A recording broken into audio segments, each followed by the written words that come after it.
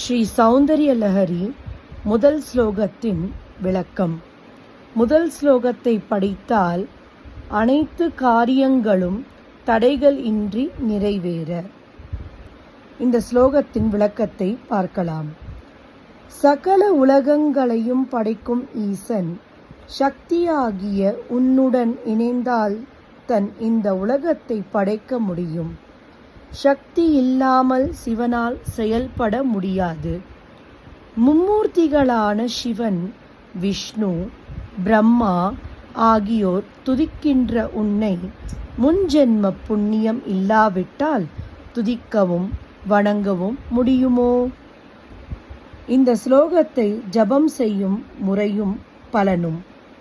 காலையில் கிழக்கு முகமாக அமர்ந்து 12 நாட்கள் தினந்தோறும் இந்த ஸ்லோகத்தை 1000 தரம் ஜபித்தால் தடைகள் எல்லாம் நீங்கி எடுத்த காரியம் எல்லாம் நிறைவேறும். எல்லா நன்மைகளையும் பெறலாம். இந்த ஸ்லோகத்தை படித்துவிட்டு நிவேதனம் செய்யும் முறை. நெய் சேர்ந்த அன்னமும் வடையும்.